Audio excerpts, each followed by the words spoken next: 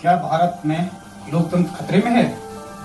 Vote चोरी का बड़ा एक्सपोज सामने आया है, जिसमें आज हम सच्चाई, सबूत और चुनाव आयोग की प्रक्रियाएं से लेकर इतिहास में धांधली, लाठी डंडे और बंदूक की नोक पर बूथ कैप्चरिंग और फर्जी वोटिंग कंप्लीट एक्सपोज करेंगे। जो जिंदा लोग हैं उन्हें वोटर लिस्ट पर मुर्दा घोषित कर दिया जा रहा है और जो मर चुके हैं उन्हें जिंदा कहा जा रहा है। और वहीं माना कि देश में सांप्रदायिकता है, जातिवाद है, लेकिन इसका मतलब यह तो नहीं कि यूनिटी इन डाइवर्सिटी के नाम पर इलेक्शन कमीशन 509 लोगों को एक ही घर में घुसा दे। लेकिन हमारे chief election commissioner Gyanesh Kumar अभी भी पूर्ण देश को गैसलाइट करने की कोशिश कर रहे हैं। अपनी प्रेस में कहते हैं हम अपनी सीसीटीवी फुटेज नहीं दिखा सकते क्योंकि माताओं और बहनों की वीडियो कैसे दिखाएंगे। नमस्कार दोस्तों, यह कहानी सिर्फ नेताओं की नहीं है, यह आपकी और मेरे लोकतंत्र की है। तो क्योंकि आगे जो आप देखेंगे वह आपको सोचने पर मजबूर कर देगा।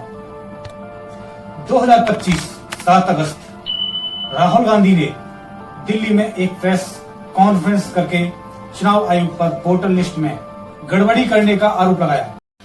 थोड़ा ट्रांसलेट कर लीजिए।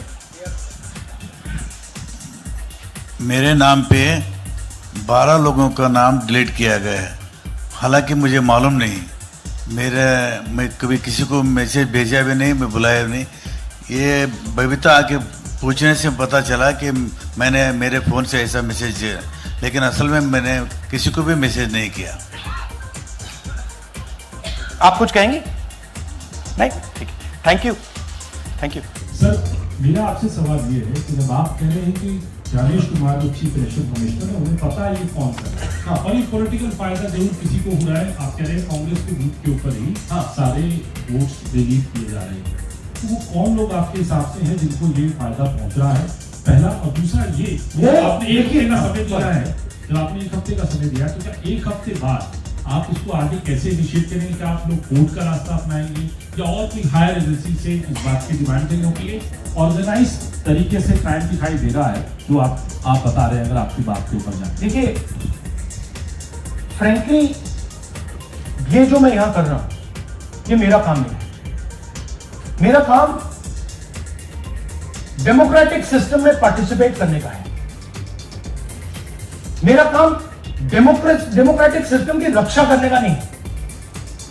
वो काम हिंदुस्तान के इंस्टीट्यूशंस का है। वो काम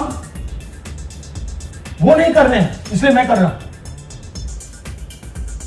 अब मैं आपको यह कह सकता हूं कि हमने आपको 2 बार सबूत दिखाया है और जब हम ये प्रेजेंटेशन खत्म करेंगे, इसमें लगेंगे 2-3 महीने, जब हम ये खत्म करेंगे आपके माइंड में कोई डाउट नहीं होगा कि हिंदुस्तान में state after state, Lok Sabha after Lok Sabha चोरी हो। तो मेरा काम सच्चाई दिखाने का है। मैं हिंदुस्तान की जनता को, हिंदुस्तान के युवाओं को सच्चाई दिखा सकता हूं। यह मेरा काम है। उनकी जो इंटरेस्ट है, क्योंकि ये जो कॉन्स्टिट्यूशन है ये हिंदुस्तान की जनता का रखवाला है, प्रोटेक्टर है, और मैं इसकी प्रोटेक्शन कर रहा हूं। इसकी प्रोटेक्शन करने का काम हिंदुस्तान के इंस्टीट्यूशन का है, हिंदुस्तान के ऑपोजिशन लीडर का नहीं है। कि महादेवपुरा विधानसभा सीट पर 1 लाख से ज्यादा वोट चोरी हुए हैं और एक महिला ने 2 बार मतदान किया। उनका कहना है कि मतदाता सूची में असली वोटरों के नाम काट दिए गए, जबकि फर्जी या दोहराए गए नाम जोड़ दिए गए। इस वजह से कांग्रेस को कई सीटों पर नुकसान हुआ और लोकतंत्र की पारदर्शिता पर सवाल खड़े हो गए। इसी तरह महाराष्ट्र और हरियाणा में भी गड़बड़ी सामने आई। राहुल गांधी ने यह भी आरोप लगाया कि इन दोनों राज्यों में बड़े पैमाने पर मतदाता सूची में छेड़छाड़ हुई है। कई मतदाताओं के नाम अचानक लिस्ट से गायब कर दिए गए हैं। कुछ इलाकों में मृत व्यक्तियों के नाम अब भी सूची में बने रहे हैं। वहीं कुछ स्थानों पर एक ही व्यक्ति के नाम अलग अलग जगहों पर दर्ज पाए गए हैं। फिर आपका जो लोकतंत्र है, आपका जो संविधान है, वो आपसे चोरी हो गया है, उस दिन काम हो जाएगा। Thank you. ये है इनकी डिटेल लिस्ट, देख लीजिए। उनका कहना है कि ये घटनाएं सिर्फ तकनीकी त्रुटि नहीं है, बल्कि सुनियोजित तरीके से की गई वोट चोरी का हिस्सा है।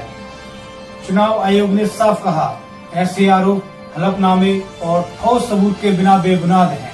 राहुल गांधी और विपक्षी दलों द्वारा उठाए गए वोट चोरी के आरोपों चुनाव आयोग ने सख्त रुख अपनाया है।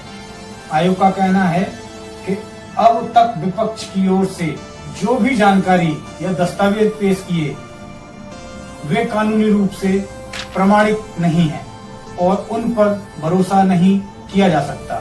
चुनाव आयोग ने स्पष्ट किया है, यदि किसी पार्टी या उम्मीदवार को वास्तव में वोटर लिस्ट में गड़बड़ी, डुप्लीकेट नाम या फर्जी वोटिंग जैसी अनियमितताओं का ठोस सबूत मिलता है तो उसे केवल बयानबाजी में नहीं बल्कि हलफनाम के एफिडेविट के रूप में प्रस्तुत करना होगा। आयोग ने यह भी कहा कि वोट चोरी जैसे गंभीर आरोप लगाने से पहले ठोस दस्तावेज और प्रमाण पत्र, वीडियो रिकॉर्डिंग या आधिकारिक वोटर लिस्ट के आंकड़े दिखाए जाने चाहिए। बिना सबूत लगाए गए आरोप लोकतांत्रिक प्रक्रिया और चुनावी संस्थाओं की विश्वसनीयता के नुकसान पहुंचाते हैं। आयोग के पास पहले से ही वोटर लिस्ट संशोधन, डुप्लीकेट पहचान और फर्जी नाम हटाने की स्थापित प्रणाली है और हर शिकायत की जांच की जा सकती है। मुख्य चुनाव आयोग सीईओ ने कांग्रेस नेता राहुल गांधी को नोटिस भेजकर उनके वोट चोरी वाले बयान पर सबूत मांगे हैं। सीईओ ने रविवार को कांग्रेस नेता राहुल गांधी को भेजे लेटर में लिखा कि राहुल ने प्रेजेंटेशन में जो दस्तावेज और स्क्रीनशॉट दिखाए वे चुनाव आयोग के रिकॉर्ड में मेल नहीं खाते। उन्होंने लिखा, आखिर में चुनाव आयोग ने यह दोहराया कि जब तक विपक्ष पुख्ता सबूत और शपथ पत्र के साथ अपनी बात साबित नहीं करता तब तक इन आरोपों को सिर्फ राजनीतिक बयानबाजी माना जाएगा। बीसी ने आरोपों में दिखाए गए कागज का फर्जी बताया और कहा कि मतदाता ने सिर्फ एक वोट एक बार में दिया। लोकसभा के चुनाव की प्रक्रिया में 1 करोड़ से भी अधिक कर्मचारी, 10 लाख से भी अधिक बूथ लेवल एजेंट्स, 20 लाख से भी अधिक प्रत्याशियों के पोलिंग एजेंट्स चुनाव के लिए कार्य करते हैं। इतने सारे लोगों के समक्ष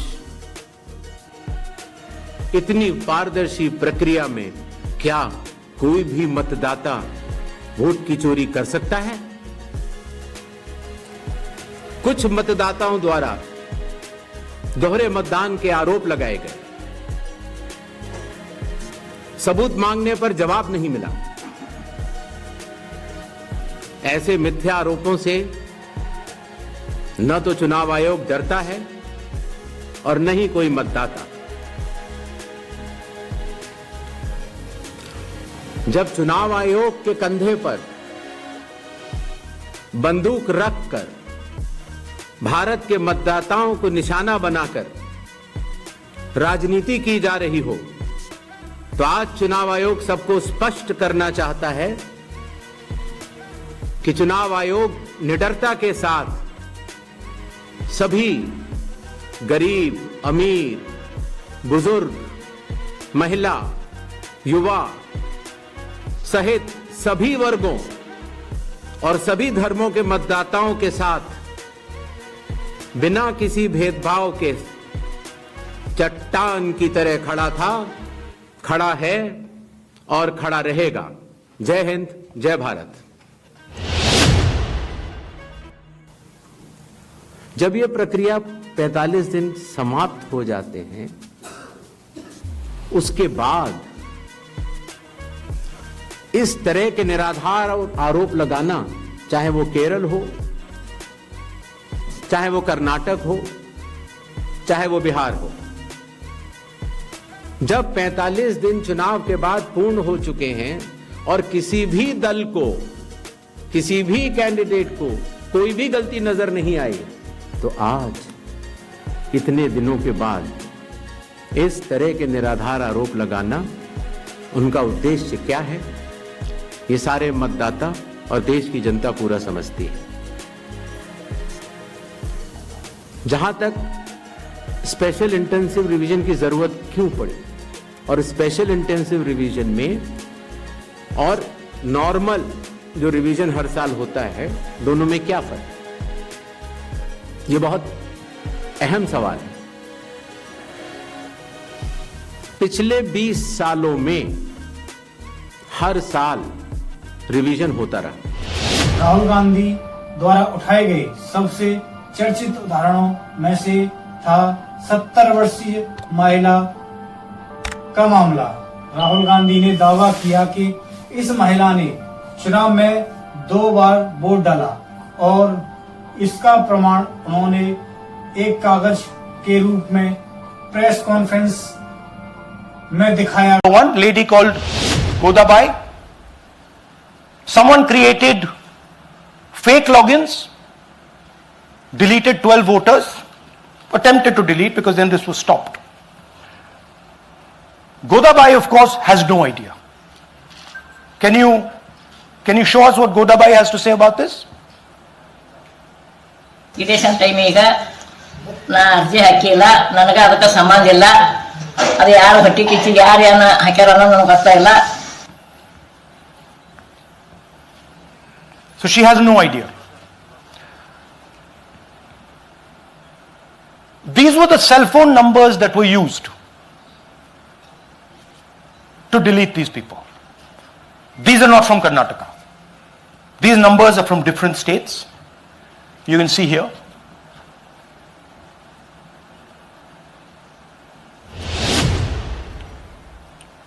लेकिन चुनाव आयोग ने तुरंत इस पर प्रतिक्रिया दी।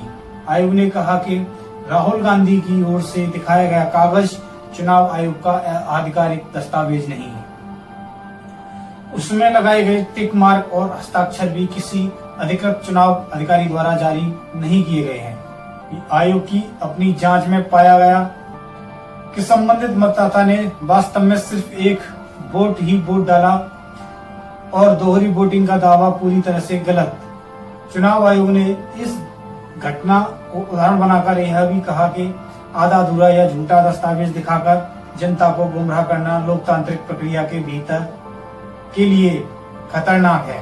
उन्होंने साफ कहा कि यदि किसी भी पार्टी को लगता है कि किसी मतदाता ने 2 बार वोट डाला है तो उसके लिए सीसीटीवी फुटेज, बूथ रजिस्टर और शपथ पत्र, हलफनामा जैसे कानूनी प्रमाण पेश करना जरूरी होगा। सारे मतदाताओं को अपराधी बनाना और चुनाव आयोग शांत रहे, संभव नहीं। हलफनामा देना होगा या देश से माफी मांगनी होगी, तीसरा विकल्प नहीं है। अगर 7 दिन में हलफनामा नहीं मिला तो इसका अर्थ ये सारे आरोप निराधार हैं।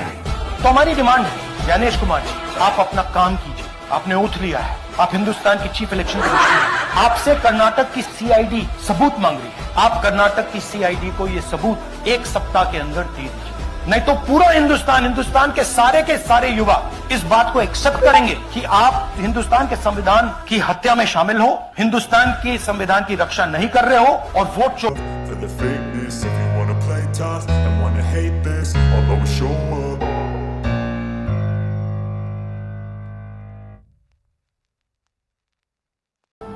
आदरणीय ईसी साहब, जनता अब सब जानती है। आप इतने उच्च पद पर रहते हुए आपको क्या पता कि नीचे और राजनीतिक दल अपने स्वार्थ बस गरीबों को कैसे खरीद लेते हैं और आपके विभागीय कुछ नकारात्मक कर्मचारी कैसे भिज जाते हैं। आप भी जनता और देश को गुमराह करने का कार्य कैसे कर सकते हैं। इस बात में कितनी सच्चाई है ये गरीब और देश भली भांति जानता है। ये लोकतंत्र के संविधान का अपमान है। ऐसा नहीं है कि कोई भी राजनीतिक दल दूध का धुला है, सब एक घड़े के चट्टे बट्टे हैं। राजनीतिक क्षेत्र एक समाज सेवा का कार्य है और अपने राष्ट्र को और देशों से बेहतर बनाने का कार्य है, ताकि निष्पक्ष और न्यायपूर्ण अपनी सच्ची राष्ट्र श्रद्धा से देश को बनाने में प्रत्येक नागरिक का साथ हो। गलत रास्तों से पाई हुई सफलता गलत होती है और आगे चलकर राष्ट्र की बाधा बनती है।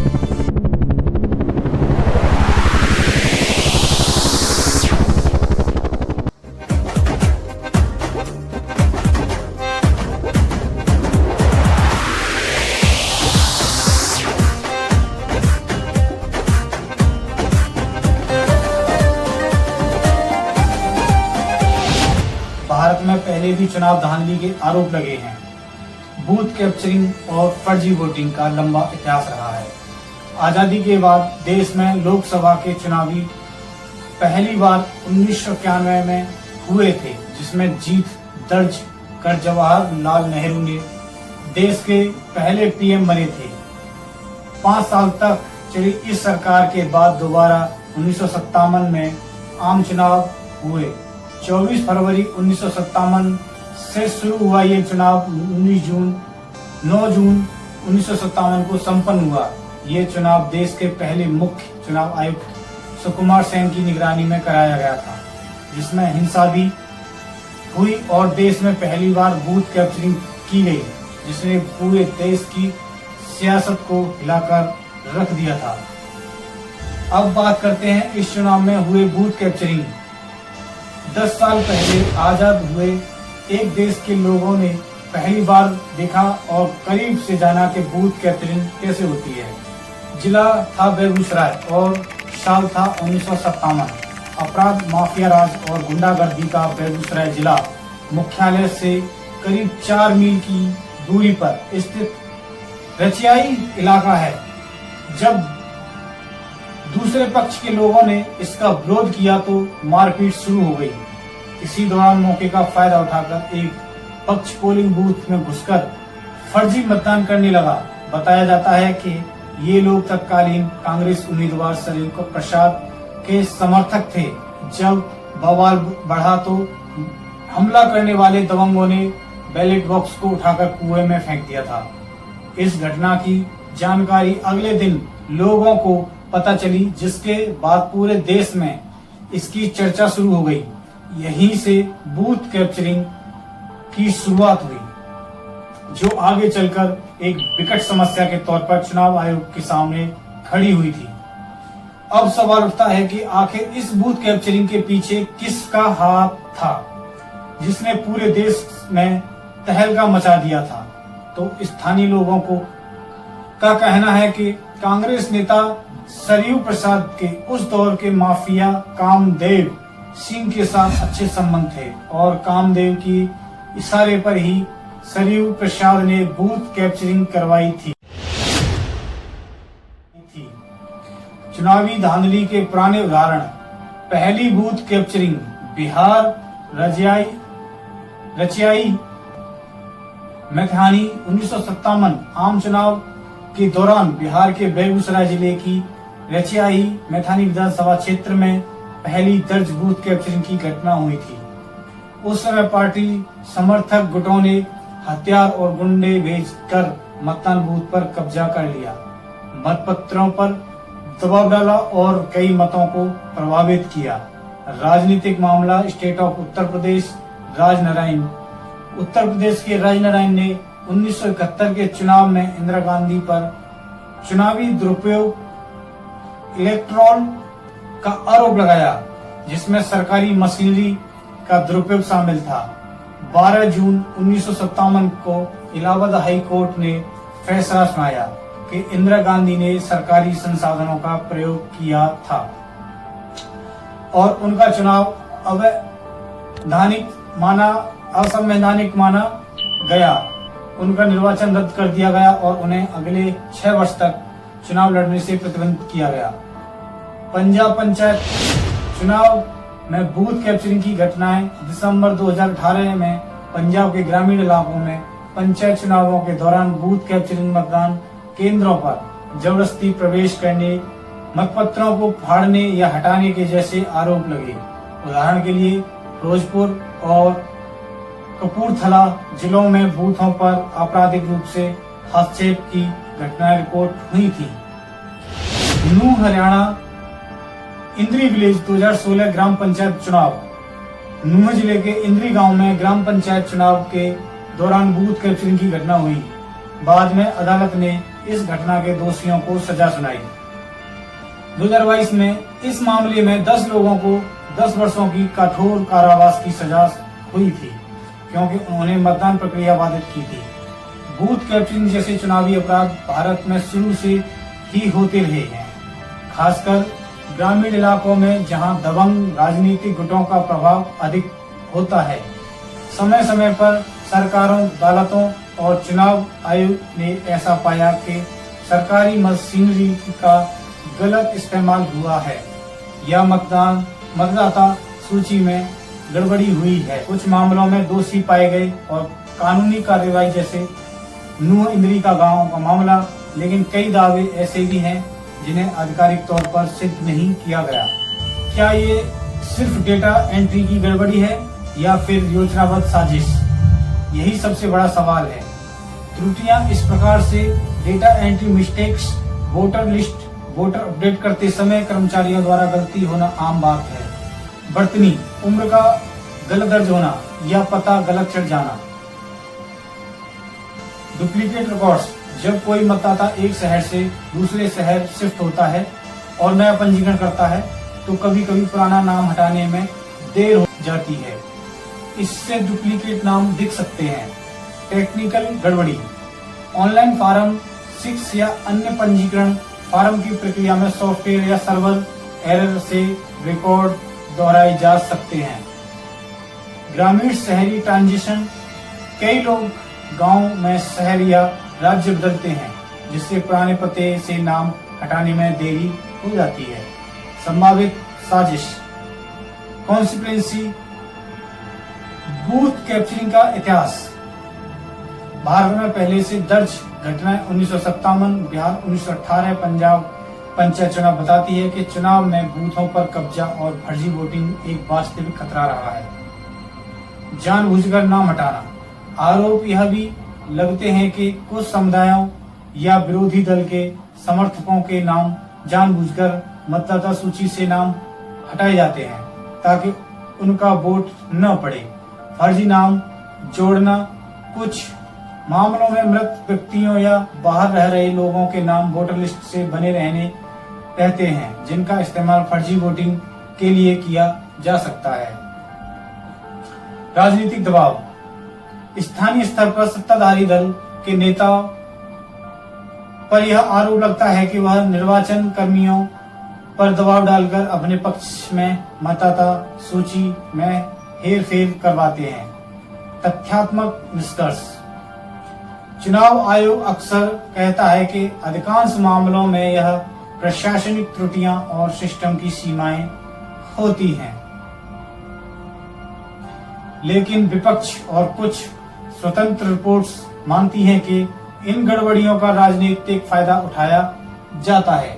इसलिए यह महज गलती नहीं बल्कि एक योजनाबद्ध साजिश भी हो सकती है। असली चुनौती यही है, कब ये गलती है और कब यह सुनियोजित षड्यंत्र। लोकतंत्र तभी मजबूत होगा जब मतदाता और चुनाव आयोग दोनों जागरूक रहें और हर आरोप को निष्पक्ष समाधान हो सकता। लोकतंत्र की असली ताकत सिर्फ बैलेट बॉक्स में नहीं बल्कि जनता की जागरूकता और संस्थाओं की निष्पक्षता में छिपी है। भारत दुनिया का सबसे बड़ा लोकतंत्र है। यहाँ 96 करोड़ से ज्यादा मतदाता पंजीकृत हैं। इतने विशाल चुनावी तंत्र को संभालना किसी देश के लिए चुनौतीपूर्ण है, लेकिन लोकतंत्र तभी मजबूत हो सकता है जब दो चीजें साथ साथ चलें।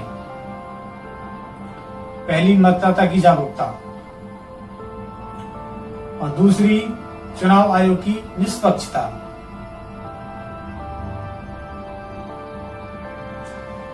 मतदाता की जागरूकता क्यों जरूरी?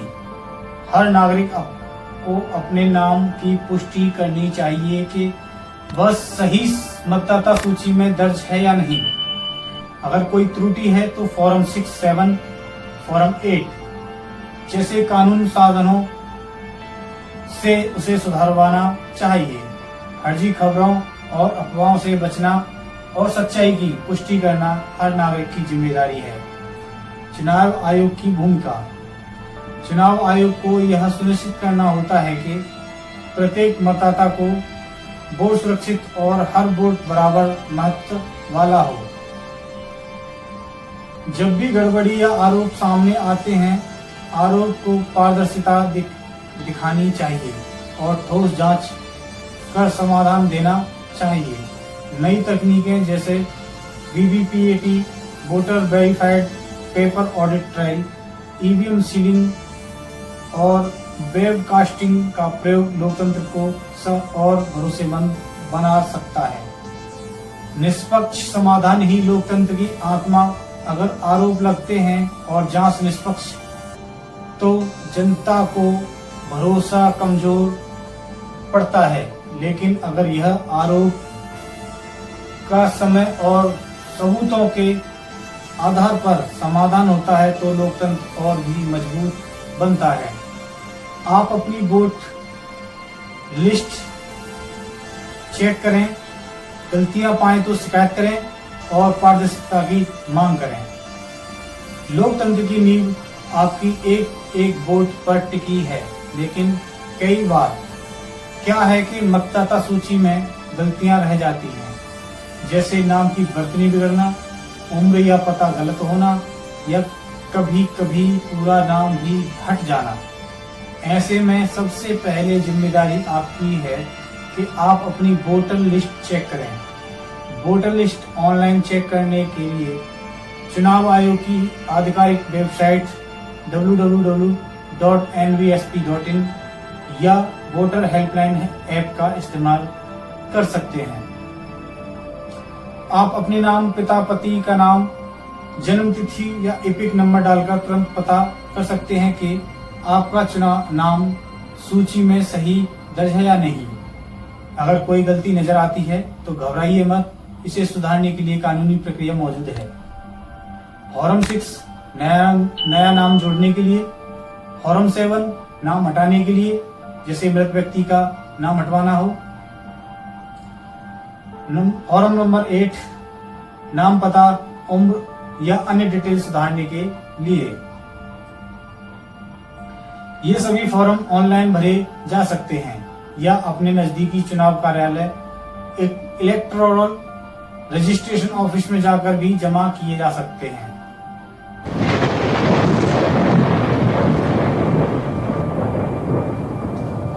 सबसे अहम बात, अगर आपको बड़ी संख्या में गड़बड़ी लगती है तो आप लिखित शिकायत चुनाव आयोग या जिला निर्वाचन अधिकारी के पास कर सकते हैं, क्योंकि लोकतंत्र तभी पारदर्शी रहेगा जब हम सिर्फ वोट डालेंगे ही नहीं बल्कि अपने वोट के अधिकार की सुरक्षा भी करेंगे।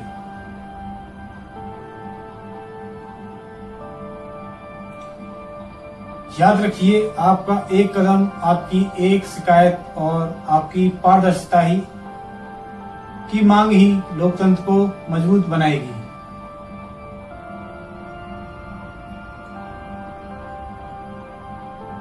लोकतंत्र हम सब की जिम्मेदारी है। सच्चाई को जानें, जागरूक रहें और अपने अधिकार की रक्षा करें। दोस्तों, लोकतंत्र सिर्फ एक प्रणाली नहीं बल्कि हम सबकी सामूहिक जिम्मेदारी है। आपका एक वोट न केवल सरकार बनाता है बल्कि आने वाली पीढ़ियों का भविष्य तय करता है। याद रखिए, अपना नाम मतदाता सूची में जरूर चेक करें। अगर गड़बड़ी है तो शिकायत करें और सुधार करवाएं। और सबसे जरूरी, मतदान के दिन वोट डालना न भूलें। लोकतंत्र की ताकत तब बढ़ती है जब नागरिक जागरूक रहते हैं और संस्थाएं पारदर्शी। इसलिए सच्चाई को जानिए, जागरूक रहिए और अपने अधिकार की रक्षा कीजिए। जय हिंद, जय भारत।